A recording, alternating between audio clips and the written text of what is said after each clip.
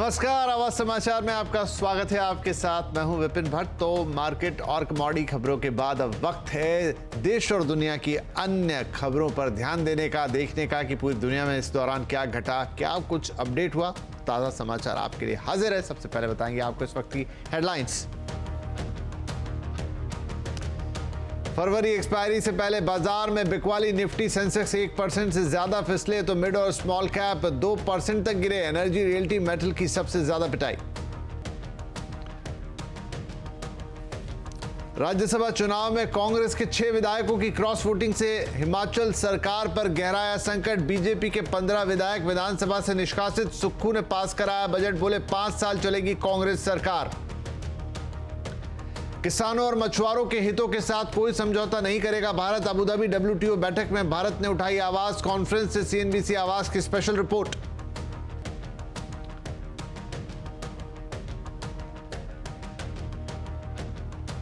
अभी नहीं बदलेगा MSME को 45 दिनों में पेमेंट करने का नियम। इनकम टैक्स से राहत के लिए कंपनियों को करना होगा पूर्ण बजट का इंतजार। 31 मार्च तक MSME का बकाया पेमेंट नहीं किया तो लगेगा टैक्स।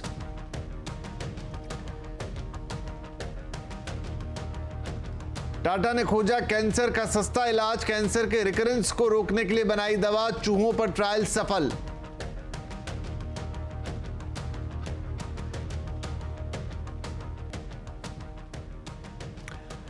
तो इन ढेर सारी खबरों के बीच शुरुआत करते हैं कुछ राजनीतिक खबरों के साथ। राज्यसभा चुनाव के बाद से हिमाचल प्रदेश में सियासी हलचल काफी बढ़ गई है। राज्यसभा चुनाव में 6 कांग्रेस विधायकों की क्रॉस वोटिंग के बाद से सुक्खू सरकार पर संकट गहरा गया है।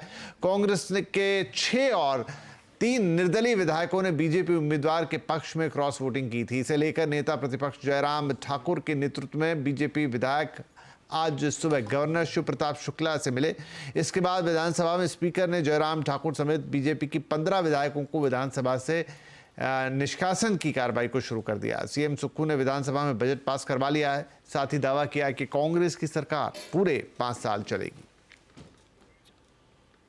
ना तो मैंने इससे किसी ने इस्तीफा मांगा, ना ही मैंने कोई पेशकश की।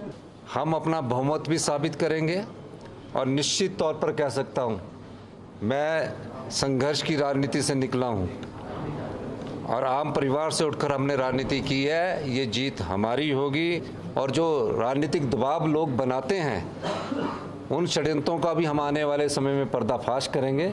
हम लोग कांग्रेस पार्टी को मजबूती से मजबूत कर रहे हैं और निश्चित तौर पर 5 साल कांग्रेस पार्टी की सरकार चलेगी, इसमें कोई दो राय नहीं। इस बीच हिमाचल प्रदेश के पूर्व मुख्यमंत्री और नेता प्रतिपक्ष जयराम ठाकुर ने एक बड़ा दावा किया है। उन्होंने कहा है कि हिमाचल में कांग्रेस के पास बहुमत नहीं है, कांग्रेस की सरकार नहीं चल पाएगी। इतना जरूर कहना चाहूँ कि सरकार आज बचाने की कोशिश करें, लेकिन कल सरकार नहीं होगी। 1 दिन 2 दिन की बात कर रहे हैं, सरकार आने वाले समय में नहीं होगी कांग्रेस की। इस बात को उनको मानना चाहिए। इधर कांग्रेस नेता विक्रमादित्य सिंह ने हिमाचल प्रदेश सरकार से इस्तीफा दे दिया है। उन्होंने कहा है कि सरकार में बने रहना इस वक्त ठीक नहीं है और वो 2-3 दिन में आगे की रणनीति तय करेंगे। उन्होंने विधायकों की आवाज दबाने का आरोप भी लगाया है। मैं अपने पद से जो है वो अपना इस्तीफा मुख्यमंत्री जी को और राज्यपाल जी को जैसे भी जो भी प्रोसेस है उस तरीके से सौंप रहा हूँ और आने वाले समय में जो परिस्थिति होगी उसके हिसाब से जो है वो कार्यवाही आने वाले समय की उसको किया जाएगा। जो विधायकों के साथ कहीं ना कहीं अनदेखी हुई है, कहीं ना कहीं जो विधायकों की आवाज को दबाने की कोशिश की गई है, आज उसका परिणाम है कि हम इस कगार के ऊपर जो है वो खड़े हुए हैं। चलिए, तो विक्रमादित्य सिंह ये वही मंत्री हैं जो राम मंदिर में दर्शन करना है नहीं करना उस मामले में पार्टी लाइन से हट गए थे, पहुंचे भी थे अयोध्या और अब इस्तीफा दे चुके हैं पार्टी से। इधर हिमाचल के पूरे घटनाक्रम पर और ज्यादा अपडेट लेते हैं। हमारे साथ हैं हमारे संवाददाता राजिंदर शर्मा। तो चुनाव तो राजिंदर थे राज्यसभा के, लेकिन उसके आड़ में बहुत कुछ घट गया। क्या लग रहा है अब क्या आगे होता हुआ दिखाई देगा हिमाचल में?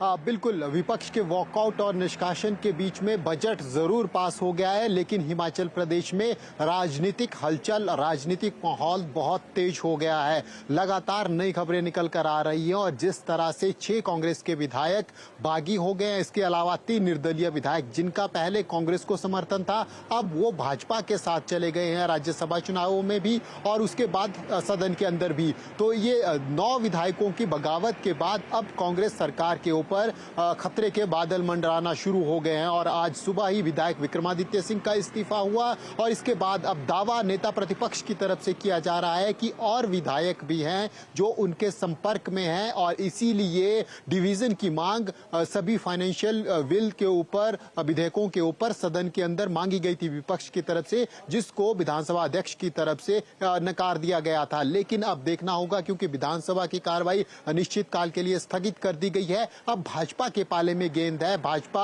अब क्या रुख अपनाती है? क्या राज्यपाल को इंटरवीन करने के लिए भाजपा की तरफ से रिक्वेस्ट किया जाएगा? हालांकि सुबह भाजपा का विपक्ष का प्रतिनिधिमंडल राज्यपाल से मिलकर आ चुका है, पूरी स्थिति से राज्यपाल को अवगत करवा चुके हैं। इसके अलावा ये भी देखना होगा कि क्या विपक्ष कोई कानूनी विकल्प भी ले सकती है, क्योंकि जिस तरह तो बड़ा इंटरेस्टिंग सिनेरियो राजेंद्र यहाँ पर बन गया है। एक तरफ सरकार के जो प्रमुख हैं वो दावा कर रहे हैं कि उनकी सरकार 5 साल चलेगी, लेकिन दूसरी तरफ शायद नंबर अब उनके पास होते हुए नहीं दिखाई देंगे। विपक्ष अविश्वास प्रस्ताव की तरफ बढ़ेगा, राज्यपाल से मिलेगा। तो बड़ी क्रिटिकल सिचुएशन है इस वक्त हिमाचल में। नजर बनाए रखिए, हम आपसे अपडेट लेते रहेंगे। इधर राजेंद्र सुक्खू सरकार ने विधानसभा में बजट पास करा लिया है, जैसा हम आपको बता रहे थे, लेकिन आगे क्या होगा? कांग्रेस की सरकार बचेगी या रहेगी? तो आज यही आवाज अड्डा में हम बात करने जा रहे हैं कि विपक्ष में भागम भाग हो गई है। सामने जरूर है हिमाचल, लेकिन ये कुछ बड़ा इशारा तो नहीं है लोकसभा चुनाव की तरफ। आज का आवाज अड्डा, इसी पर होगी बड़ी चर्चा। तो राजनीतिक सरगर्मियों के बाद अब बात कर लेते हैं बाजार की, जहां दिन थोड़ा ठंडा रहा। फरवरी एक्सपायरी में पहले बाजार में आज बिकवाली आई। निफ्टी सेंसेक्स 1% से ज्यादा फिसले। सेंसेक्स 790 पॉइंट गिरा, निफ्टी 247 अंक गिरा। आज सबसे ज्यादा गिरावट एनर्जी, रियल्टी, मेटल इंडेक्स में रही। वहीं ऑटो, फार्मा, आईटी शेयरों में भी दबाव देखा गया। तो चलिए एग्जैक्टली कहाँ रहा, किन के नंबर्स खराब हुए, उन पर बात कर लेते हैं। हमारे साथ है हमारे सहयोगी सुमित। तो सुमित, आज के इस मार्केट में एक्शन कहाँ था सबसे ज्यादा? देखिए, आज वैसे तो आपको फ्रंट लाइन इंडेक्स में बहुत फॉल नहीं दिखेगा, लेकिन सीवियर फॉल था आज मिड कैप में, स्मॉल कैप में। करीब 2% का dip mid cap small cap में आता हुआ दिखाई पड़ा और कुछ जो गेनर रहे उसमें हिंदुस्तान यूनिलीवर 0.5% ऊपर, भारतीय एयरटेल फ्लैट, इन्फोसिस 0.5% ऊपर, टीसीएस करीब 0.5% के आसपास बढ़त में रहा। गिरने वालों में पीएसयूज, पावर ग्रिड करीब 4.5% नीचे, बजाज ऑटो 3.5% नीचे, अपोलो हॉस्पिटल 4% नीचे और आयशर मोटर करीब 3.5% के आसपास बिकवाली यहाँ पर आते हुए दिखाई पड़ी। इसके अलावा रेनबो मेडिकल करीब 11% ऊपर, एजिस लॉजिस्टिक्स 6.5% ऊपर, केईसी 4.5% ऊपर और वी गार्ड करीब 2.5% तेजी यहाँ पर रही। गिरने वाले शेयरों में एचएफसीएल 7% की बिकवाली, मोतीलाल ओसवाल 6.5% नीचे, पीएनसी इंफ्रा 6.5% नीचे, इन्फीबीम करीब 6.6% 7% के आसपास बिकवाली यहाँ पर देखने को मिली। और पीएसयूज में गिरने वालों में पंजाब एंड सिंध बैंक 1.5% नीचे, एसबीआई 1% नीचे, इंडियन बैंक 1.5% नीचे और साथ साथ आईओबी करीब 2% बिकवाली यहाँ पर आते हुए दिखाई पड़ी। जी, बहुत शुक्रिया सुमित इस मार्केट अपडेट के लिए। तो ये था बाजार का हाल। अब कुछ और खबरें जो बाजार से जुड़ी हुई है। बाजार के फोकस में आज वोडाफोन आइडिया का शेयर भी रहा। दरअसल कंपनी के बोर्ड ने कल शाम इक्विटी के जरिए 20,000 करोड़ रुपए जुटाने की मंजूरी दी है। सीएनबीसी टीवी 18 को सूत्रों से मिली एक्सक्लूसिव जानकारी के मुताबिक फंड जुटाने के लिए एफपीओ का रास्ता अपनाया जा सकता है। इस खबर पर ज्यादा डिटेल के लिए हमारे साथ है हमारी सहयोगी निशा पोद्दार। तो निशा, अब यहाँ से आगे क्या? वोडाफोन आइडिया के 27 फरवरी के बोर्ड मीटिंग में उन्होंने 20,000 करोड़ रुपए का इक्विटी फंड रेजिंग अप्रूवल दिया है, जो ईजीएम में 2 अप्रैल को शेयर होल्डर्स उस पर वोट करेंगे। हमारे सूत्रों से हमें पता चला है कि follow on public offer FPO का रास्ता वो अपना सकते हैं इस फंड रेजिंग के लिए और ये पैसा जुटाने के लिए। ये भी आपको याद होगा कि प्रोमोटर ग्रुप 2000 करोड़ डाल सकता है। ये वोडाफोन आइडिया ने 14 अगस्त को स्टॉक एक्सचेंज नोटिफिकेशन में बताया था। हमारे सूत्रों ने हमें बताया कि preferential allotment of shares Aditya Birla group के प्रोमोटर एंटिटी को किया जा सकता है और वो पार्टिसिपेट करेंगे ये फंड रेजिंग एक्सरसाइज में। तो एफपीओ जो ज़्यादा बड़ा उधर से पैसा जुटाया जाएगा और प्रोमोटर एंटिटी से प्रेफरेंशियल अलॉटमेंट के द्वारा ये दोनों के कॉम्बिनेशन से 20,000 करोड़ जुटाया जा सकता है वोडाफोन आइडिया के लिए। हमने दोनों कंपनी आदित्य बिरला ग्रुप और वोडाफोन आइडिया को इस खबर के बारे में कमेंट के लिए लिखा, हमें कोई कमेंट उधर से नहीं मिला है। जी शुक्रिया इस खबर के लिए निशा। आपको ये बताएं कि आज के कंज्यूमर अड्डा में हम आपके लिए क्या खास लेकर आए हैं। तो शॉर्ट फॉर्मेट वीडियो या फिर उसे हम रील भी कहते हैं, अब आदत बनता जा रहा है और इसको हमारे दिमाग पर इसका बहुत बुरा असर पड़ता है, खासकर बच्चों के दिमाग पर, इनफैक्ट बड़ों के भी। तो कैसे छुड़ाएं रील्स की इस लत को, इसी पर आज करेंगे एक्सपर्ट से चर्चा। आपको याद होगा कि प्रधानमंत्री ने भी अपने उद्बोधन में कुछ दिन पहले रील्स को लेकर बड़ी चेतावनी दी थी। तो रील्स डिजिटल खतरा रियल 5:57 आज का कंज्यूमर अड्डा मिस मत कीजिएगा।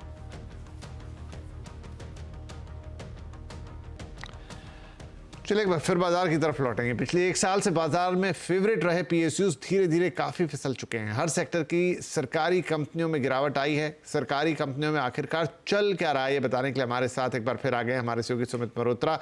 तो सुमित, क्या रिपोर्ट है आपकी, क्या रिसर्च कहती है? तो देखिए, पीएसयू वैसे तो डार्लिंग रहे हैं बाजार के और एक अच्छी तेजी यहाँ देखने को मिली भी है, लेकिन अगर पिछले एक साल में पीएसयू के नंबर्स के ऊपर नजर डाली जाए तो बहुत कुछ फेरबदल होता हुआ दिखाई पड़ा है। एक साल में शानदार तेजी आई है इस पूरे स्पेस में। IFCI का शेयर 300% चला, हालांकि ऊपरी स्तर में 40% टूट भी चुका। SJVN 30% चला, 200% चलने वाला 30% टूटा। आयरेडा IPO से पुणे 400% चल चुका है और करीब करीब 30% ये भी वाइप आउट हो चुका। मॉइल 77% चला और 28% ये भी वाइप आउट हो चुका। इसी श्रृंखला में कुछ और ऐसे नाम हैं, NFL, RCF, NBCC, जो करीब करीब 56 से 300% तक चले, 25% ये भी अपने हाई से टूट चुके हैं। RVNL 350% चला, 25% ये भी वाइप आउट हो चुका। EIL, NHPC, NLC 150% तक चले और करीब करीब 25% ये वाइप आउट हो चुके हैं। तो ये तो स्थितियां हैं, ये कैसे तेजी आई और उस तेजी के बाद ये कैसे ऊपरी स्तरों से टूटे। लेकिन इनकी वैल्यूएशन समरी क्या बोलती है? SJVN जो अभी करीब 55 के मल्टीपल पर है, अपने पीक पर ये 78 के मल्टीपल तक गया था, जबकि पिछले साल ये महज 14 के मल्टीपल पर था। आयरेडा 40 के मल्टीपल पर अभी कामकाज कर रहा है। IPO आया था तब 8 के मल्टीपल पर था, अपने पीक पर इसने 56 का मल्टीपल भी दिखाया है। मॉइल जो कि 11 के मल्टीपल पर था, पिछले साल करीब 19 के मल्टीपल पे अभी है, इसने अपने पीक पर 26-27 का मल्टीपल भी देखा।